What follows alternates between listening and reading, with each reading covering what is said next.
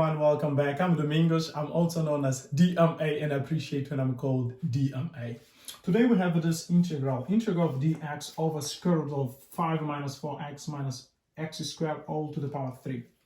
The reason why this expression on the right side is to explain that this is the way we denotate integrals whereby there is the presence of radicals. So if we look at this integral, we have radicals and we have quadratic expression inside the radical. That's why we have quadratic expression inside the radical. So this problem we're going to solve applying Euler substitution. Case 3. So let's then see what case 3 of Euler substitution says. First of all, the condition is the expression inside the radical, in other words, the quadratic function, has to be possible to be solved equaling it to 0 if it produces roots 1 and roots 2. So after producing root 1 and roots 2, then we can say that the square root of this quadratic function, is equal to x minus one of the roots, you can use root 1 or root 2, times t, a new variable. So we can let this expression, the radical of the quadratic function, to be equal to this expression. But first we have to check if it's possible to get the roots of the quadratic function. Okay, checking that, we can have 5 minus 4x minus x squared. We can apply quadratic formula, we can factorize. We can say 5, where there is minus 4, I can say it's minus 5x because of this 5 in order to factorize. So that's why I'm saying minus 5. Plus x so that it goes back to minus 4. So minus x squared. So if we factorize 5, we're going to have 5, 1 minus x, plus if we factorize x, 1 minus x. So 1 minus x is common, so we're going to have 1 minus x times, if we factorize, we're going to have 5 plus x. Okay, that's the expression that we're going to get. So this means that this quadratic function has roots 1 and 2 according to our factorization. So now, since we checked that, then we can let now that the expression inside the square root, this expression, which is the same as this expression, we can let 1 minus x, 5 plus x in the square root to be equal, according to our Euler case, it's x minus the root 1.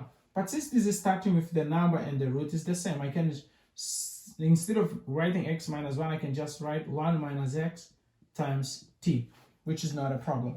So we can square both of them so that the square root is cancelled out, is eliminated. And if we do so, this square root will disappear and here will be squared because we're squaring both sides. Now, this expression is similar to that expression. That means I can simplify. I can divide all the expression by 1 minus x. If I divide both sides by 1 minus x, this one will be cancelled out and this one will be reduced in 1 if I divide both of them by 1 minus x. So what do I do now? I can just find the value of x and factorize it. Let's isolate x then. So if we do, then we're going to have 5 plus x will be equal to t squared minus x t squared. And this x can come this side, so we're going to have x t squared plus x equal to t squared minus 5. Then if we factorize x and isolate, x will be t squared minus 5 over t squared plus 1. That's the value that we get. So this implies that dx will be equal.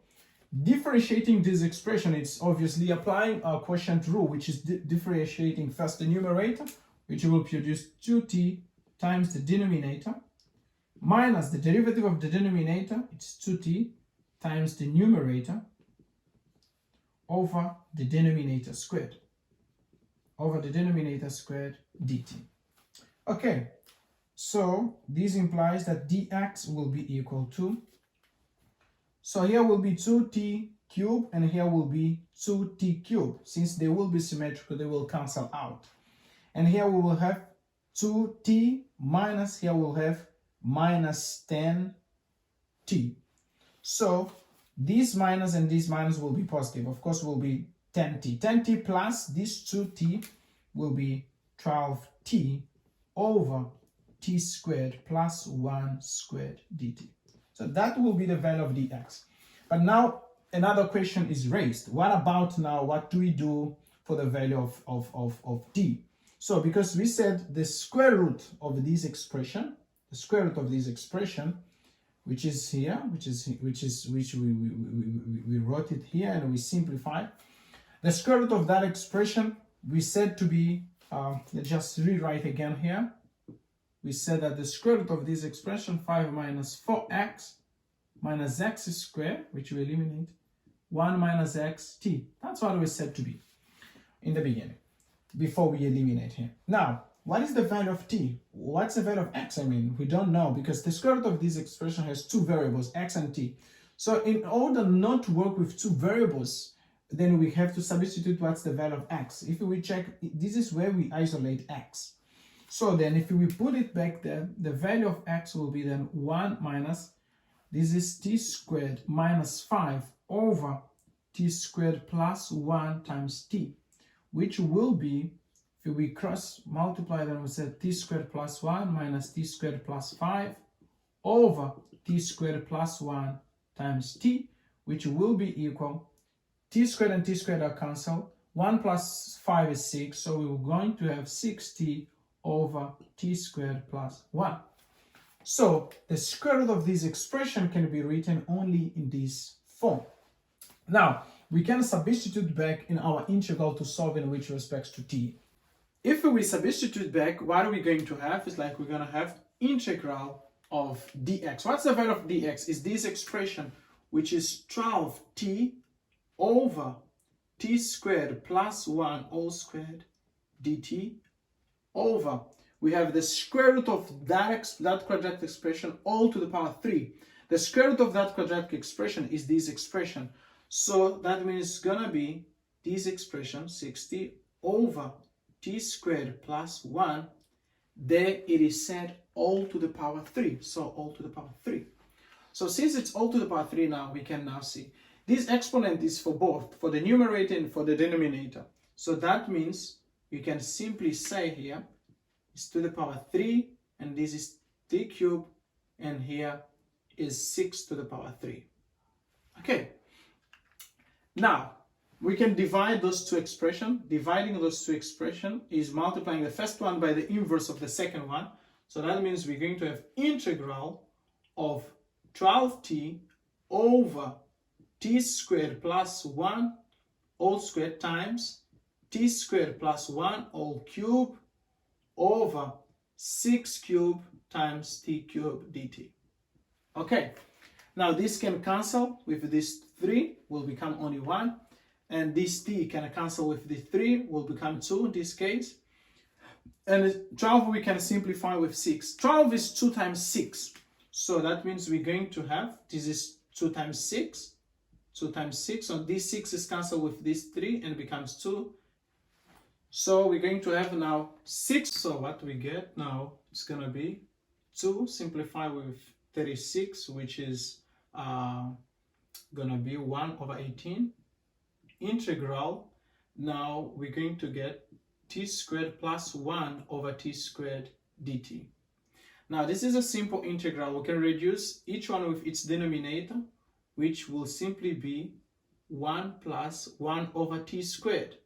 So 1 over t squared is t to the power negative 2.